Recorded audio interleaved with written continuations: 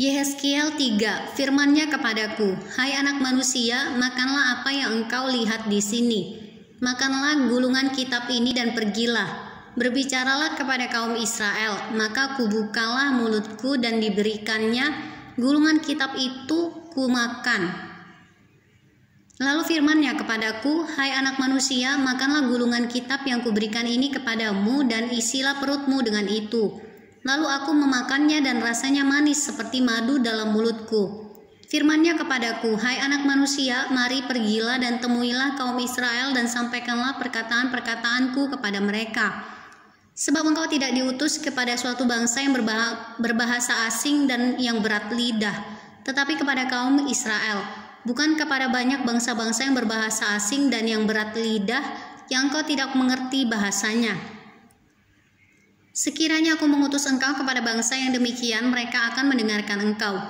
Akan tetapi kaum Israel tidak mau mendengarkan engkau, sebab mereka tidak mau mendengarkan aku, karena seluruh kaum Israel berkepala batu dan bertegar hati.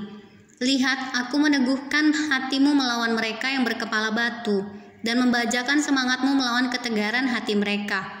Seperti batu intan yang lebih keras daripada batu, kuteguhkan hatimu. Janganlah takut kepada mereka dan janganlah gentar melihat mukanya, sebab mereka adalah kaum pemberontak."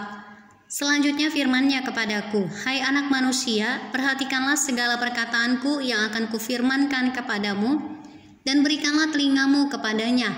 Mari pergilah dan temuilah orang-orang buangan, teman sebangsamu, berbicaralah kepada mereka dan katakanlah, beginilah firman Tuhan Allah, baik mereka mau mendengarkan atau tidak."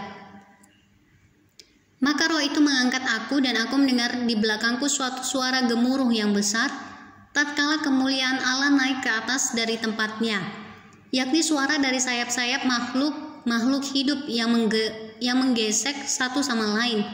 Dan di samping itu suara gemertak dari roda-roda, suatu suara gemuruh yang besar, dan roh itu mengangkat dan membawa aku, dan aku pergi dengan hati panas dan dengan perasaan pahit, karena kekuasaan Tuhan memaksa aku dengan sangat.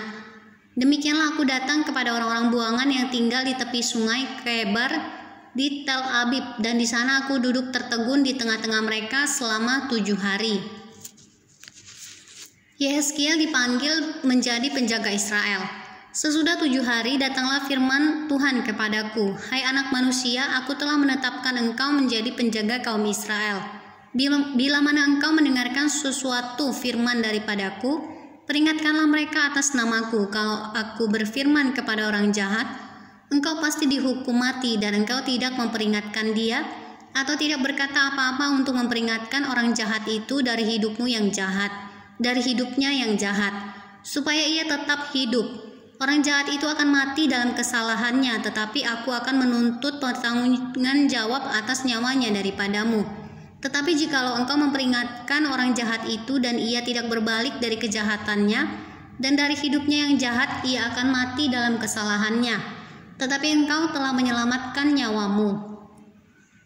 Jikalau seorang yang benar berbalik dari kebenarannya dan ia berbuat curang, dan aku meletakkan batu sandungan di hadapannya, ia akan mati.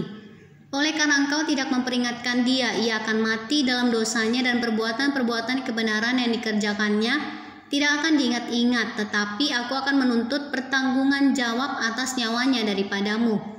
Tetapi jikalau engkau memperingatkan orang yang benar itu supaya ia jangan berbuat dosa dan memang tidak berbuat dosa, ia akan tetap hidup, sebab ia mau menerima peringatan dan engkau telah menyelamatkan nyawamu."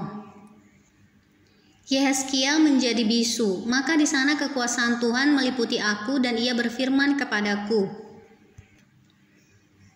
"Bangunlah dan pergilah ke lembah. Di sana aku akan berbicara dengan engkau."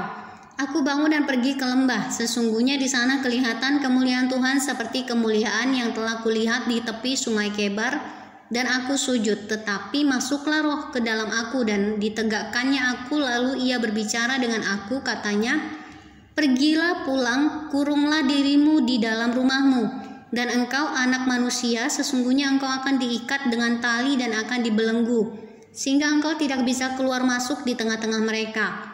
Dan aku akan membuat lidahmu melekat pada langit-langitmu, sehingga engkau menjadi bisu dan tidak akan menempelak mereka, sebab mereka adalah kaum pemberontak."